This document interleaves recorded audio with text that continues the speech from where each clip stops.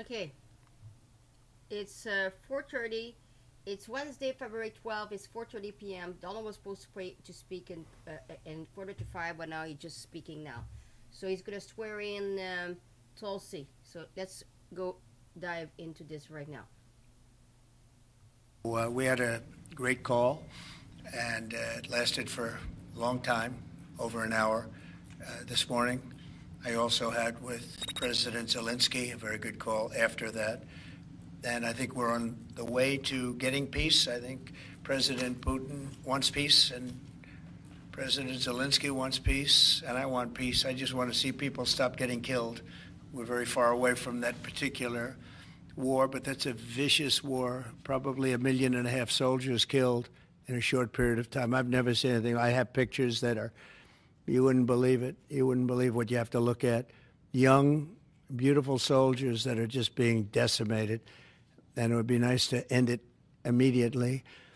But we had a very good talk with, people didn't really know what President Putin's thoughts were, but I think I can say with great confidence he wants to see it ended also. That's good.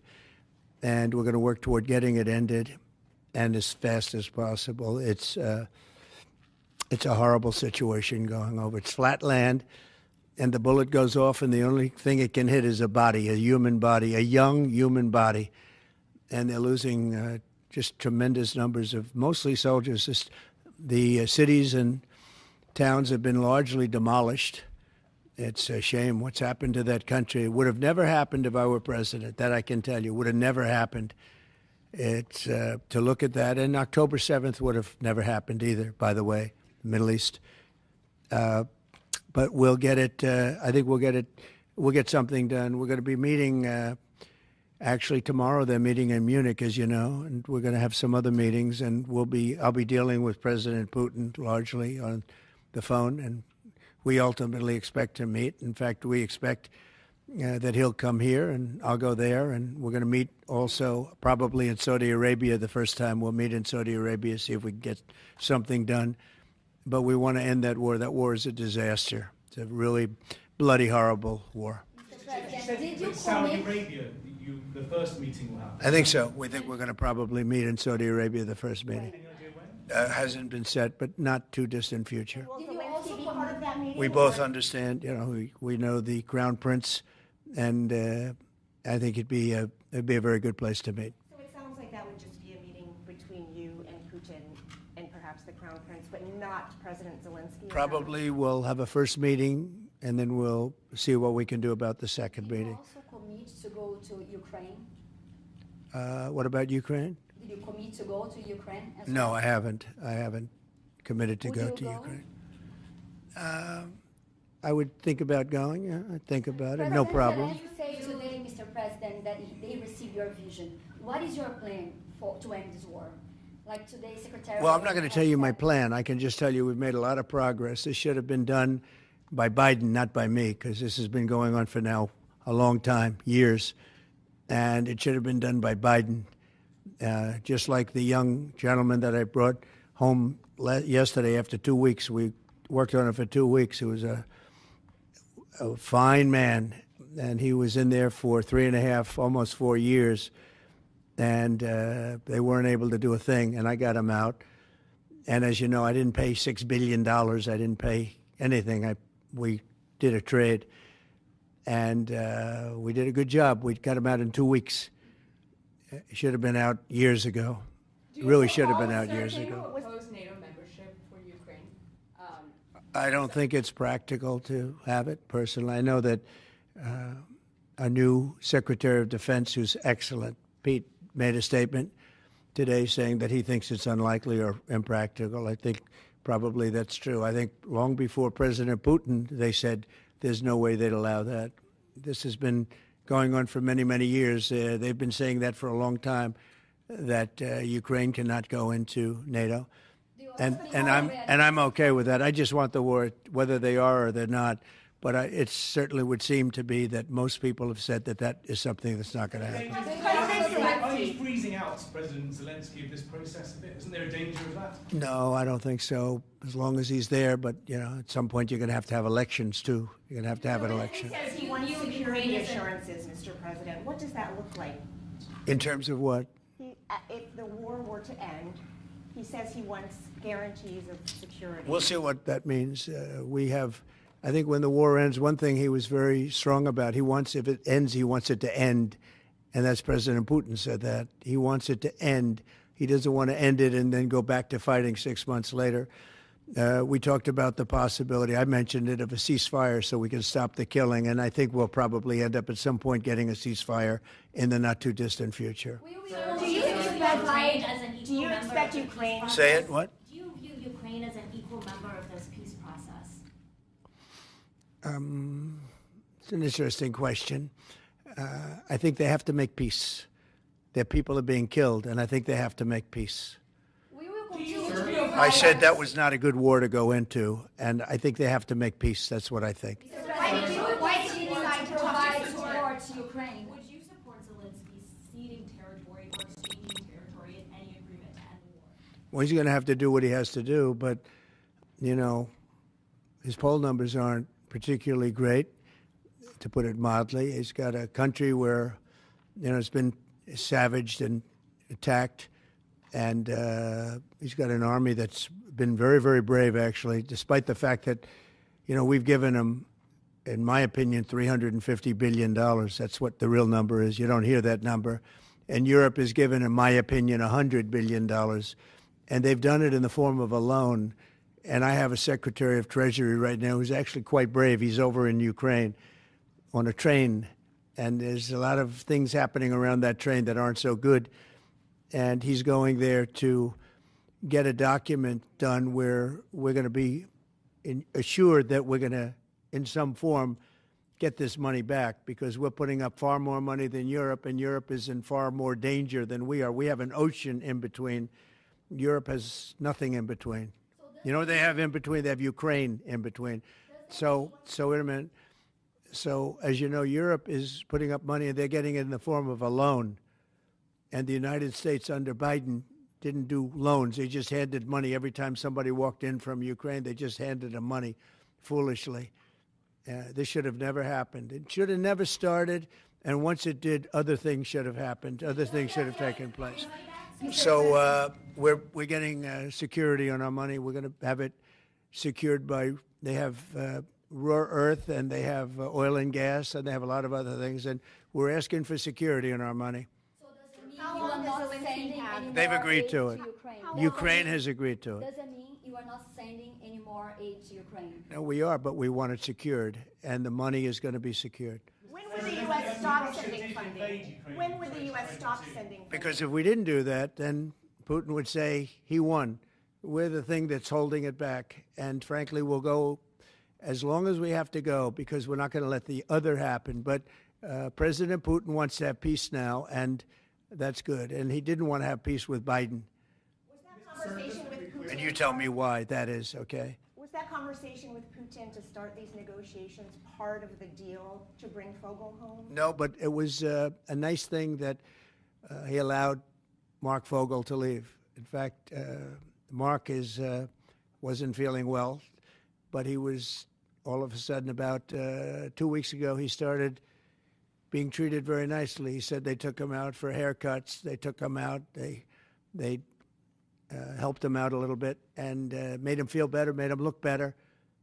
And they were nice to him. And he said, I saw something happening. And it coincided with when I came into office. So that was nice. And he's a fine person. He was so happy to be out. He was there for 3.5 years plus, and he shouldn't have been there at all. They should have had him out much faster than that. What does make you believe that Zelensky will agree? Wait, go ahead, please. Sorry, sir, just to be clear, do you see any future in which Ukraine returns to its pre-2014 borders? Well, I think Pete said today that that's unlikely, right? It certainly would seem to be unlikely. They took a lot of land, and they fought for that land, and they lost a lot of soldiers. But it would just seem to me, and I'm not I'm not making an opinion on it, but I've read a lot on it, and a lot of people think that that's unlikely. Some of it will come back. I think some of it will come back. Yeah, some of that land will come back. Ultimately, these are both Russian. Who are you with? Sorry, me. Yeah. AFPs. You who? AFP, Agence France Presse. Okay. I just wanted to ask you, the things that the Secretary of Defense was talking about, the 2014 borders and the lack of NATO membership. Ultimately, these are both demands that Russia has made in the past. Is there not a danger of handing Russia a kind of win on this? Well, I think that if you look at the war, the way the war is going, you'll have to make your own determination. I'm just here to try and get peace. I don't care so much about anything other than I want to stop having millions of people killed. Last night, you know, Kiev got hit very, very hard. I want to see people stop getting killed. That war is ridiculous. It should have never happened, and it would have never happened. Yeah, a couple of more questions. Are you planning to sign an executive order on reciprocal tariffs, sir? Yes, I am. In fact, I may do it today, and if I do it today, I could almost do it right now. Would you like me to talk about it now? I don't want to take anything away from this young lady's day, because this is her day, and I may do it later on, or I may do it tomorrow morning, but we'll be signing reciprocal tariffs. The world has taken advantage of the United States for many years. They've charged us massive tariffs that we haven't charged them. And as you know, I just did something on steel and aluminum, 25%. That'll go up at some point, but 25%, which will level the playing field quite a bit. I did it previously 50%, and Obama was very weak, and Biden was even weaker on steel. The steel was just absolutely, it really started with Obama. The world really took advantage of us, and then that morphed into Biden. And what they did was he was so worried about trying to attack his political opponent that he didn't know what he was doing with respect to countries taking advantage. He should have looked at the countries, both friend and foe, taking advantage of us. So we're going to be doing reciprocal tariffs, which is whatever they charge, we charge, very simply. But we're going to be... Considering exemption, talk about widespread fraud and abuse. Oh, yeah, tremendous fraud. There's tremendous fraud. And it's hard to believe that you can have that kind of fraud. You're talking about, like, are you talking about what? Wait. Which are you talking? You're talking about with regard to all of the investigations that are going on about this stupidity. What we're going to do is tomorrow I'm having a news conference. I'm going to read to you some of the names that hundreds of millions and even billions of dollars have been given to. And if you tell me that we should be giving money to those things, those entities, I think you'll probably have to leave as a reporter because you're not very talented.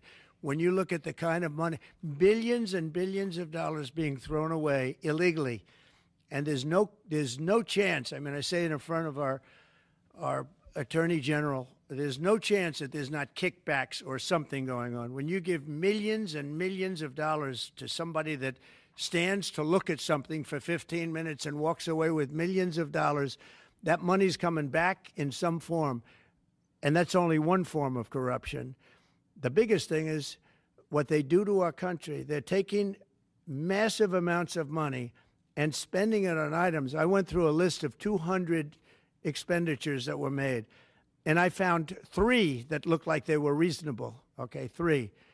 And we'll be talking about that tomorrow. We have a lot of stuff. And I want to commend Elon because he's done a fantastic. He doesn't need this. You know, he's abused by you people every day. He's found more things than anybody could find. I think he's got the credibility to do it. I know he does. And it's his group of people. You know, they started off with 12. I call them 12 geniuses. They started off with 12, and they went to 20 and 25, and now they're up to almost 100. People are joining to help them because there's a massive fraud that's taken place. And then you have judges that are activists, and they sit there and they say, oh, as an example, $59 million going to a little small group in New York City. You get nothing going to North Carolina to help nothing. They say, we don't have any money because they've given it away on the border. But you have nothing. What they did to North Carolina is a shame. And then they sent $59 million to New York City for a hotel for a little bit of nothing. What they've done a hotel that was not luxury, that's getting luxury rates for migrants, where they're making a fortune, and we catch them. We catch them. But a judge says, well, even though it may be a fraud, you have to send the money in anyway. Send the money. I said, wait a minute. We have money that shouldn't go because we caught it before it was sent out, but they want the money to go anyway. And I think you're going to have a lot of things to look at, Pam. I really do. What's going on with this whole thing? And this is just one group. We haven't talked about Department of Education. We haven't talked about the military. We haven't talked about a lot of things that are very big. And what's happened is, as an example, you'll have cases where you have a 3-month contract, and maybe the guy that signs the contract leaves. Maybe he gets rich. All of a sudden he leaves for that reason. But you have a 3-month contract, and maybe he leaves. So the contract is sitting there, and the people signing the checks don't know it's 3 months, and it goes on for years. The 3 months turns out to be 3 years, 5 years, 10 years, just goes on forever. And the guy on the other side of the contract just keeps getting check after check after check, because Elon had an expression yesterday, because nobody cares. It's a great expression. Nobody cares. The guy that signed the contract didn't care. Maybe there, may not be there, maybe crooked, who knows. But you have to care. Otherwise, you can't really run a thing like that, or you can't run a country, really, because there's so many transactions, thousands and thousands of transactions. And if you don't have people that care, you're going to lose control. And that's what's happened, and we've caught it. Now, what we caught is billions and billions of dollars, but it's a tiny fraction of the real number, because you can never catch the real number, because people have gotten away with tremendous amounts of money. But I said we have to make our government smaller, more efficient, more effective, and a lot less expensive. And we could find $1 trillion, but we're being hindered by courts where they file in certain courts where it's very hard to win. And a judge will stop us, and a judge will say that it doesn't make any difference what you find. You just keep paying the money. That's a hell of a way to be. And I follow the courts. I have to follow the law. All it means is that we appeal. But that gives people time to cover their tracks.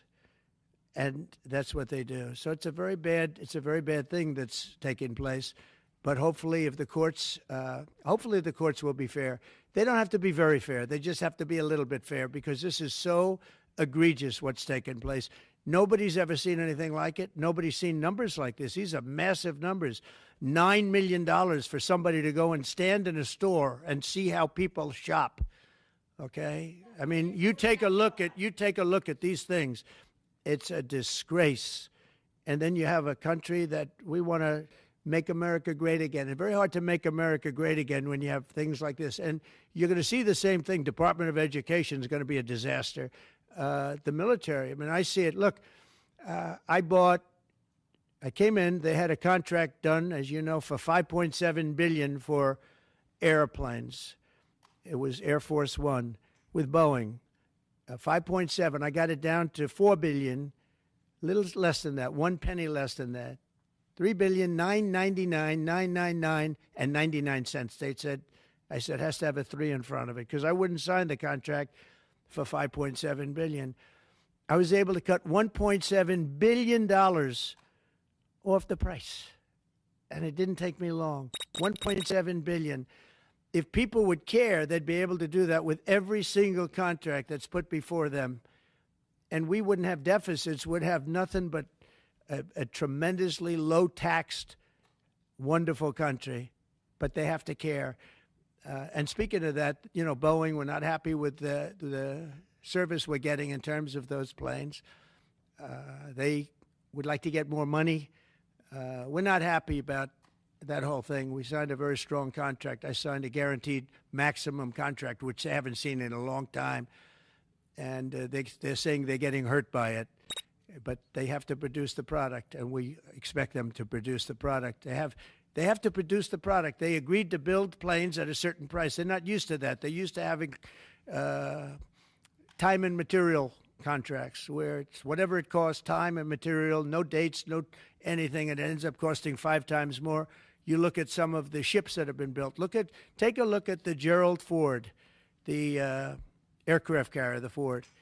It was supposed to cost $3 billion. It ends up costing like $18 billion. And they make, of course, all electric catapults, which don't work. And they have all magnetic elevators. They lift up 25 planes at a time, 20 planes at a time. And instead of using hydraulic, like on tractors that can handle anything from hurricanes to lightning to anything, they use magnets. It's a new theory. Magnets are going to lift the planes up, and it doesn't work. And they had billions and billions of dollars of cost overruns. I met the architect. I said, have you designed a ship before? This is one of the biggest ships in the world. It's like landing at LaGuardia Airport. But you look at the kind of waste, fraud, and abuse that this country is going through, and we have to straighten it out.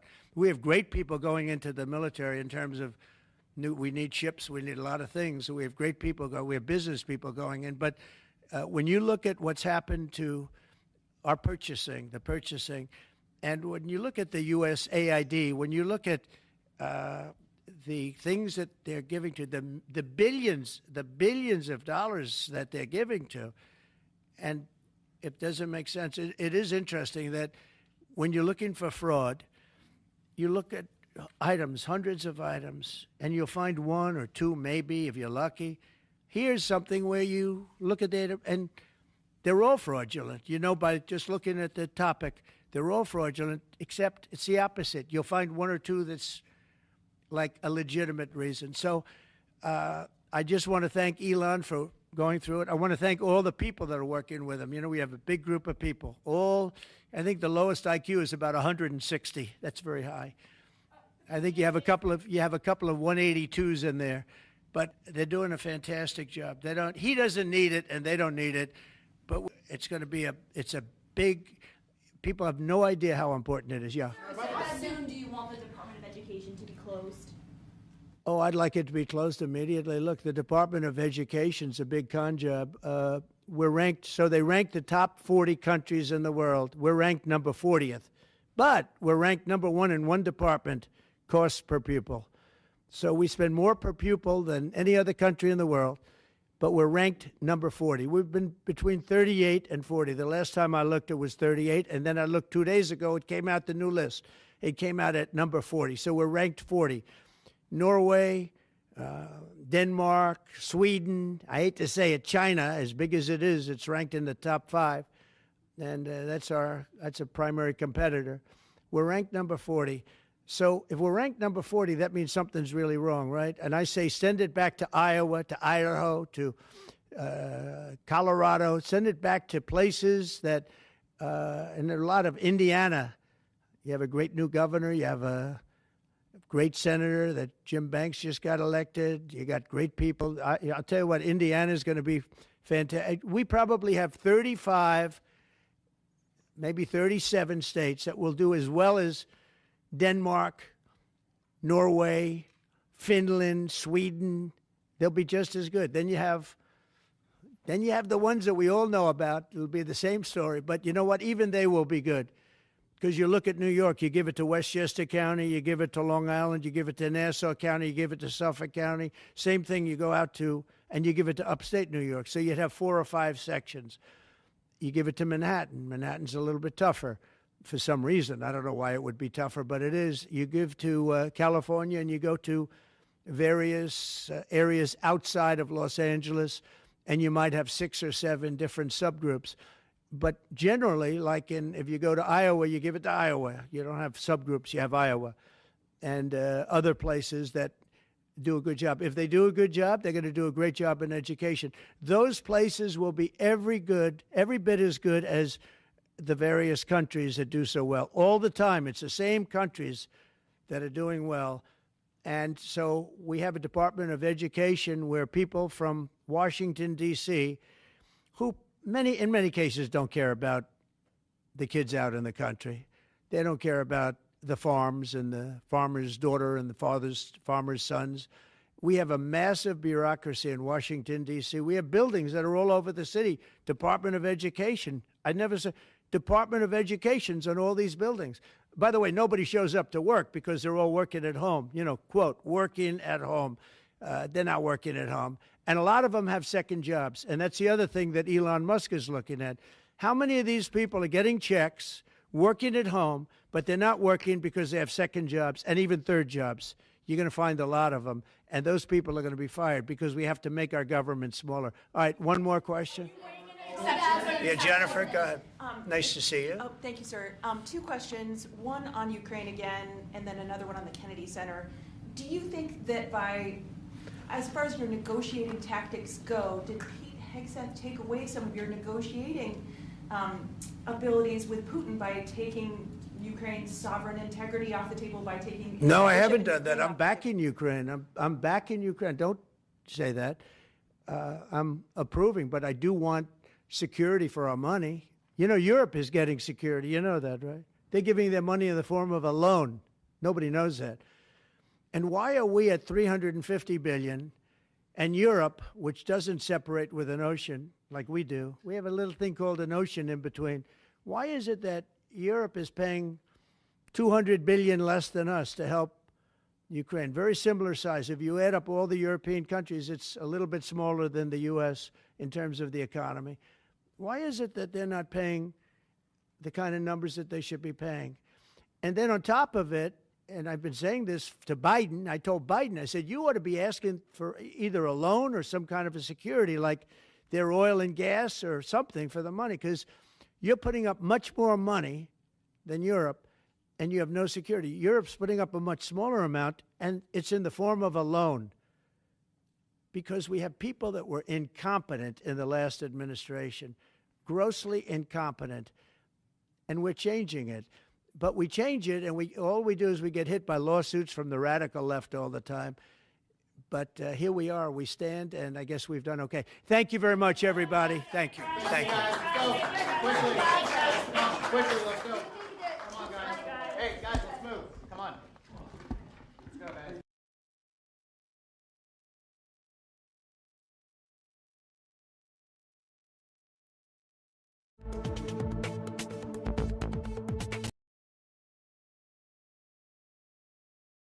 Okay, people, hold on. He's gonna come back because I have a feed now. Hold on a second. He's coming back. Okay, just to say. The feed just ended. I don't know. Okay, Sam, luister maar nou. Let's see what. Hold on. Donald started to speak. Just give me a second here. I don't know where to close the feed. Just hold on a second, okay? Sam, luister maar hier. S'il vous plaît. I don't know where to close it because... Well, it's Pam. I have it here, the feed. Pam needs to speak. Pam has a press conference at 5 o'clock. Oh shit. Hold on. I have the feed here. Hold on.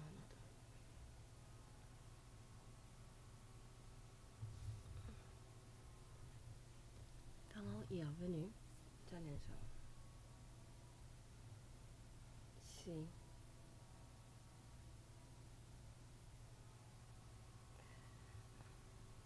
I'm gonna unmute this. Execute people that are innocent. Tulsi herself became a target of that weaponization when she was outrageously placed on a suspected terrorist watch list by the Biden regime. It's a very evil regime after criticizing their appalling abuses of power. And I'm confident that as director of the National Intelligence, Tulsi will work tirelessly to keep America safe. And she's been doing that her entire career. I think it's going to be a very natural day for you when you walk in. It's just have to keep the way you are. Just stay the way you are. She'll be clear-eyed and she'll be focused on the threat of radical Islamic terrorism and lots of other threats, too, threats from within, and give no quarter to America's foreign enemies. At the same time, I'm entrusting Tulsi with the responsibility of overseeing urgently needed reforms to the U.S. intelligence community to protect the rights and the civil liberties of all Americans. She'll provide the American people with transparency, eliminate corruption, shrink the bloated bureaucracy, and restore honesty, integrity, and trust to the national security state. There's only one thing I can say, that there's nobody like her for this job. This was a very easy one for me. She was recommended by some of the top people in that world. It's a little world, you know, it's a little smart world.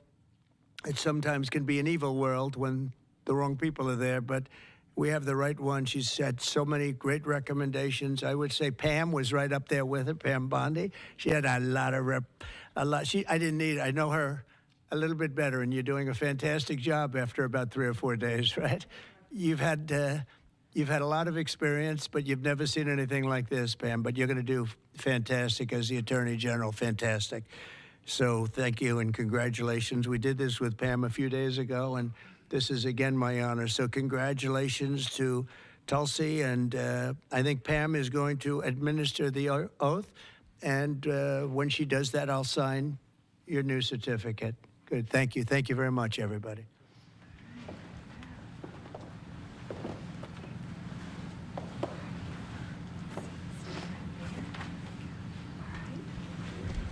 Please place your left hand on the Constitution and raise your right hand and repeat after me.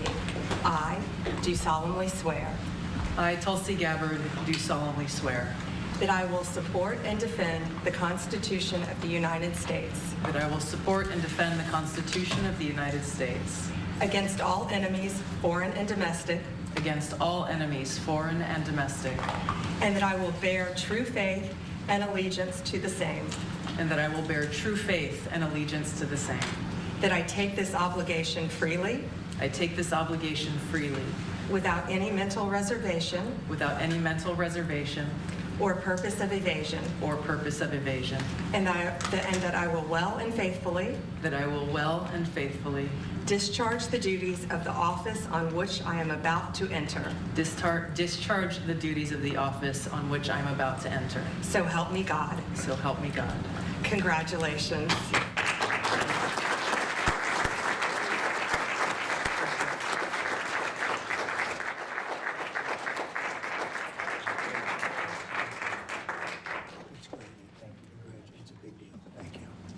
Okay. How's the Oval Office looking? A little different look, right? It's the Oval Office. Busy. Okay, we'll get a good one here.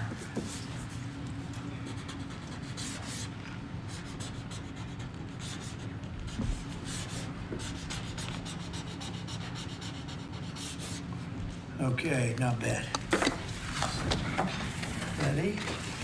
I'll stand out there. I think we'll do it right here. Come on over here, Abraham.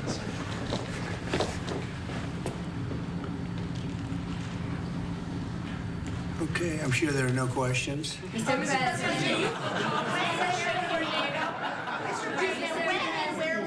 You know what? I'd like to have Tulsi say a few words first, and we could answer a couple of questions. Okay? Good. Leave that.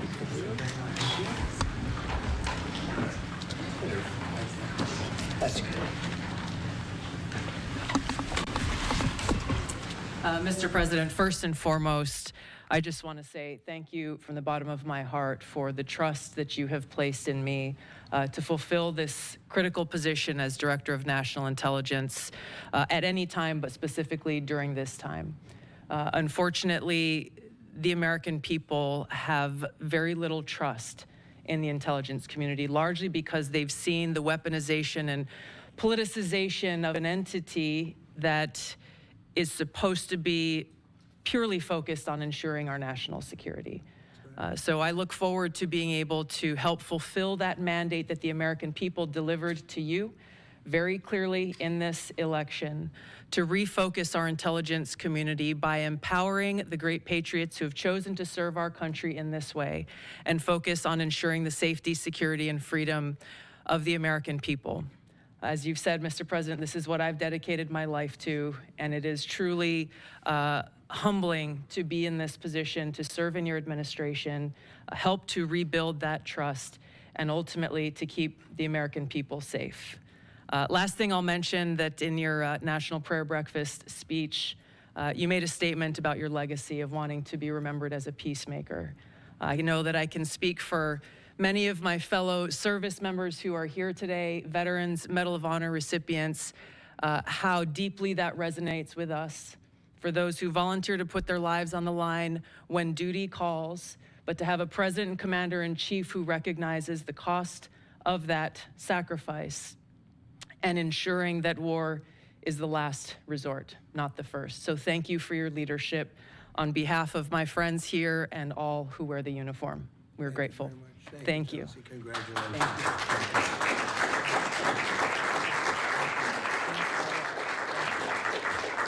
Mr. President, when and where do you plan on meeting with Vladimir Putin, and were there any preconditions set to agree to this meeting? No, we had a great call. And all right, as you can see now, they're getting into the other portion that we already saw of President Trump making these remarks, talking about his conversations with Vladimir Putin, the Russian president, also with Zelensky in Ukraine. So he plans to visit and meet with Putin. All right, so we're following that closely here on Live now from Fox as Tulsi Gabbard, officially now the Director of National Intelligence, as it was a 52-48 vote earlier today on the Senate floor. I'm Andy Mack. Coming up after the break, we're going to take you out to this, an event with Attorney General Pam Bondi, expected to make an immigration enforcement.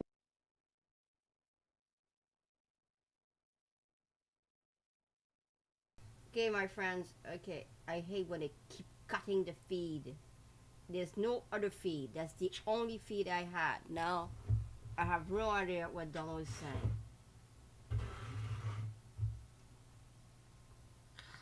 Pisses me off. Sam, lâche-moi. Maybe they put it here. Let me check. Okay, Sam, lâche-moi là. Okay. Attendez, une seconde. Okay, mettez ici là. Bon, qu'est-ce qu'on dit? Va-t'assis là.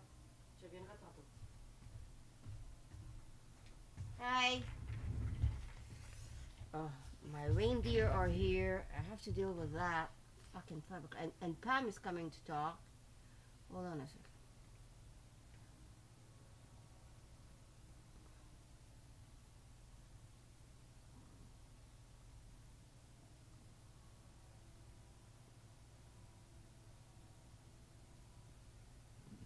I don't know, it's before. I think it's before. Hold on. I need to check this. Up having millions of people killed. Last night. Okay. This is before. Let me check here.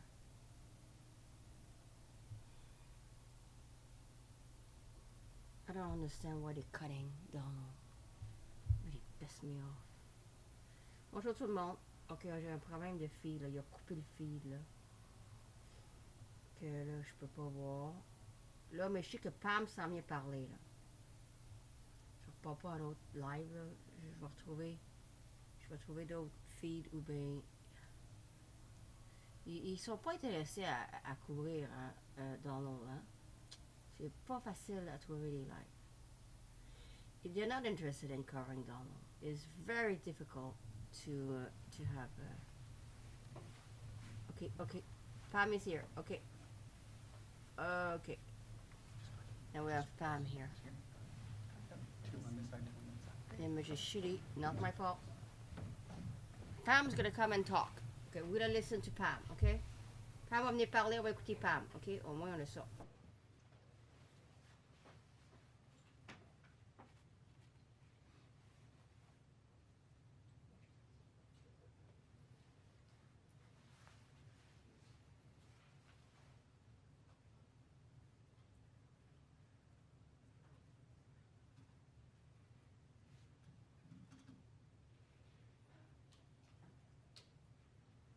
Announcement, her first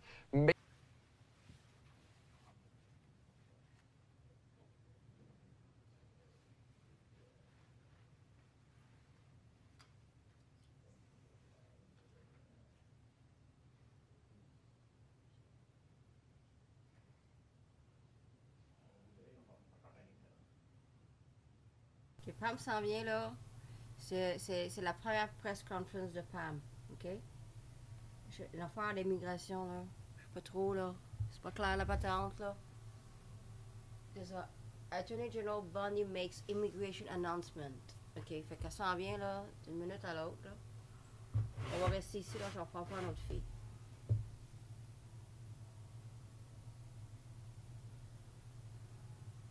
Je peux faire, par exemple, c'est couper le recording, par exemple. Faire 2 recordings. J'ai un fuck avec quelque part, là.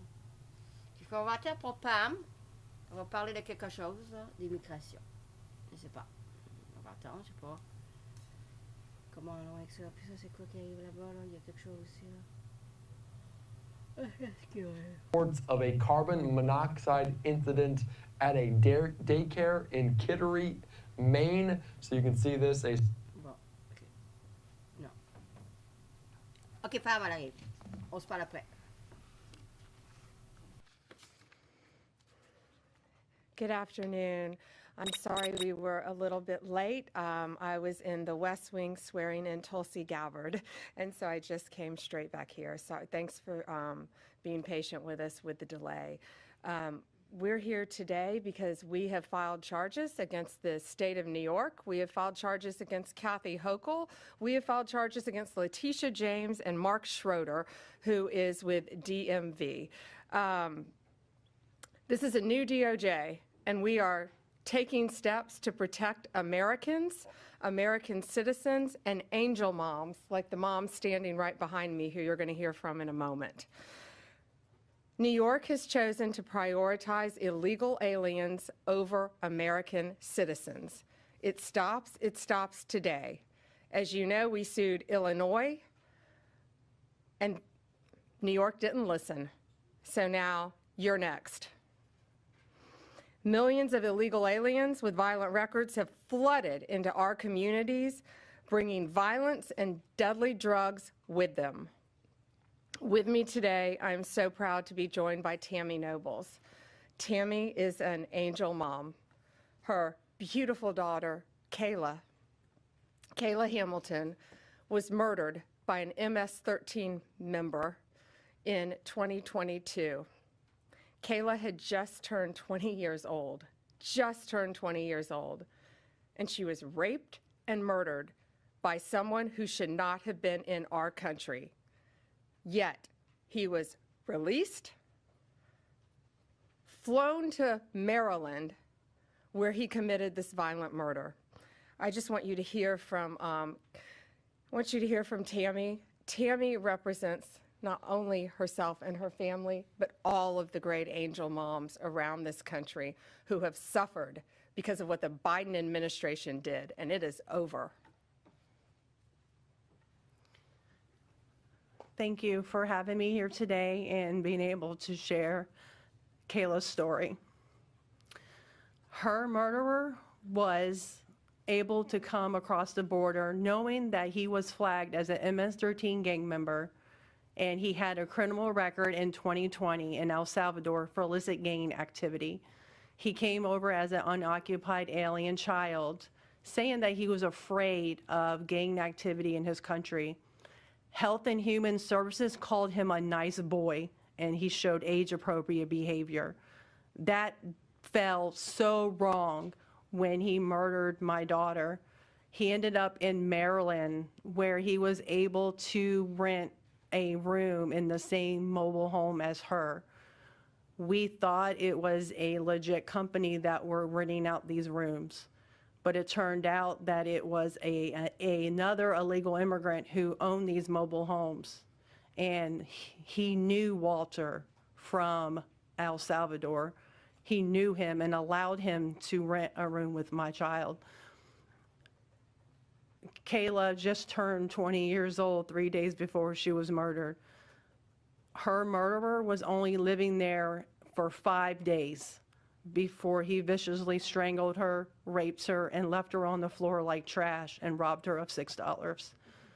I have been sharing her story for over 2.5 years to bring change, because this should have not have ever happened to Kayla, and it shouldn't be happening to other families being hurt by the border. Homeland Security did not do their jobs. They did not check his background. You know, they did say that he was processed. So if they processed him, they knew that he was a gang member and still allowed him here. Health and Human Services did not verify the sponsor and allowed him to go with a sponsor that they don't even know if it was his cousin or his aunt. And he was able to leave the sponsor's house to go live wherever he wanted. And I am going to continue sharing Kayla's story to help save others and to bring awareness of what was happening under the Biden-Harris administration. And I'm so thankful for Pam having me here today. And I'm so thankful for the opportunities I got from Trump and any other platform, you know, people who allowed me to share her story, because this is going to end. No other parent should suffer by having their child murdered by somebody that shouldn't be here. And I'm going to continue, you know, sharing it, and for Kayla, you know, and also for others. Thank you. And it's my understanding that he also admitted to other murders, correct? Multiple murders. He wrote a letter, and it was intercepted in jail, that he committed 4 murders and 2 rapes. And that's who we were letting walk into our country. And that's why President Trump has directed this to stop. And if you don't comply with federal law, we will hold you accountable. We did it to Illinois. Strike 1. Strike 2 is New York. And if you are a state not complying with federal law, you're next. Get ready. And the great men and women of law enforcement are standing behind me today. We have FBI, DEA, ATF agents. They put their lives on the line every single day to protect us. And what New York has, they have green light laws, meaning they're giving a green light to any illegal alien in New York, where law enforcement officers cannot check their identity if they pull them over. Law enforcement officers do not have access to their background. And if these great men and women pull over someone and don't have access to their background, they have no idea who they're dealing with. And it puts their lives on the line every single day. Violent criminals, gang members, drug traffickers, human smugglers will no longer terrorize the American people. And that is why we are here today. You will be held accountable if you do not follow federal law. It's over, it ends, and we're coming after you. Questions? We have time for a few questions. David Spot with Fox News. Madam Attorney General, thank you and welcome to the Justice Department. Thank you. I have a quick on-topic and a quick off-topic Sure. question. On-topic, in your executive order or in your orders on the first day you were here, you talked about working with the Justice Department, or these sanctuary cities, as you say, will be Yes. punished. Today you're putting people on notice. Right now, we're just lawsuits. Is this going to go further? What kind of punishment are we talking about? Is there any grounds to charge individuals, charge politicians? How far is this going to go? Well, we're going to see what they do next, David. We have sued them all. We've personally sued the governor, the Attorney General, Letitia James, and Mark Schroeder with DMV, because he has the green light laws. So what they have to do, they have to start complying with federal law. If they don't, we're going to appeal it, and we will win. They have to comply with federal law. Did you have a second question? I did have a second off-topic question in this regard to the judiciary. Today, Elon Musk, who has enormous influence in the Trump administration, posted on X, quote, "There needs to be an immediate wave of judicial impeachments, not just one."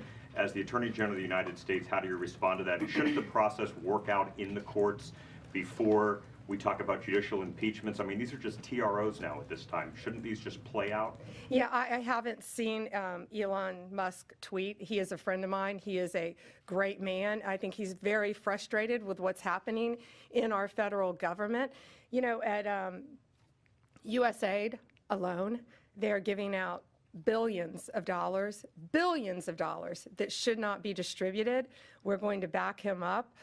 You know, we work our whole lives in this country, and we all pay taxes in this country. And for people to find out that $2 million is going to Guatemala for sex changes is outrageous.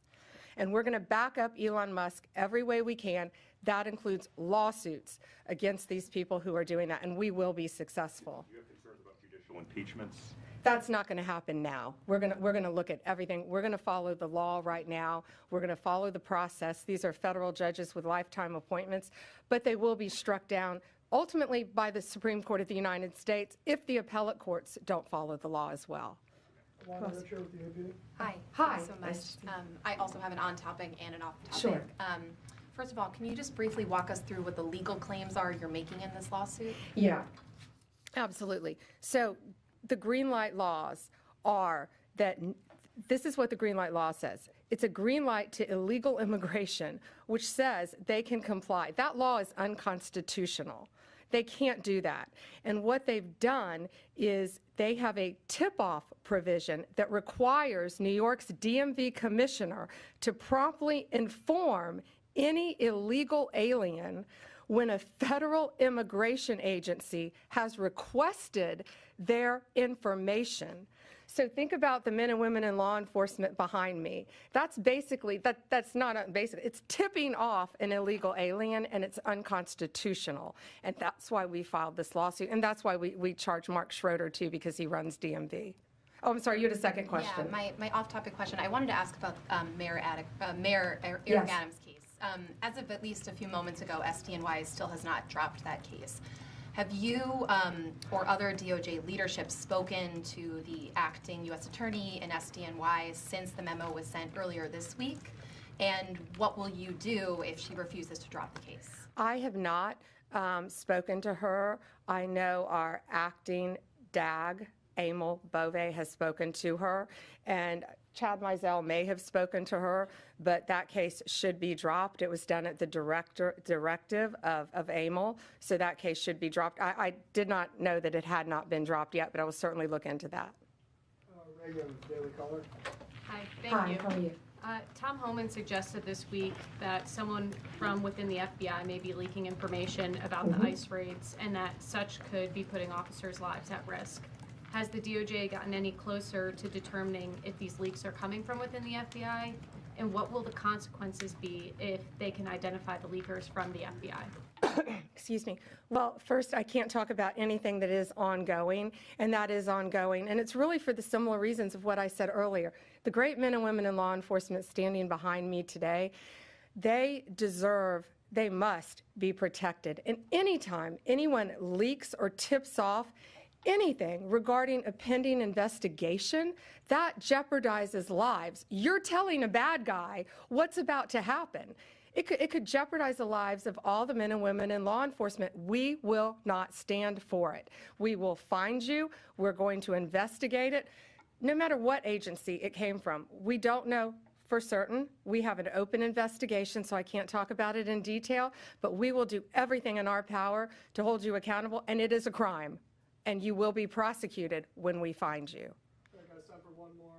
Alana Austin, Newsmax. Hi, Madam Hi, Alana. Attorney General. Thank you so much for your time. I was also interested in hearing specifically what the interactions have been like with Mayor Adams. And I know he has a little bit of a different tone than some of the other Democrats out of the Empire State.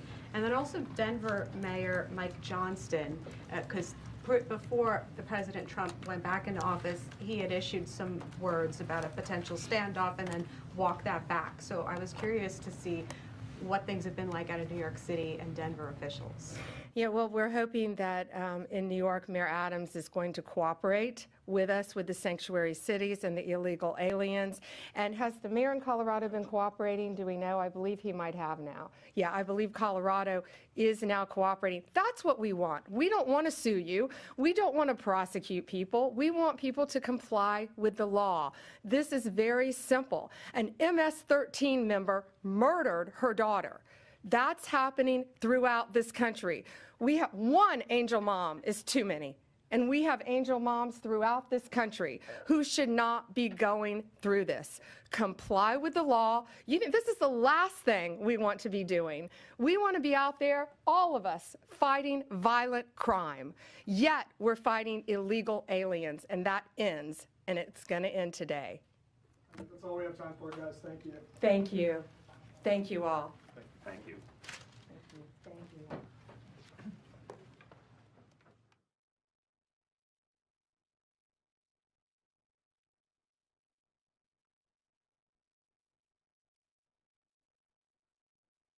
Okay, who you?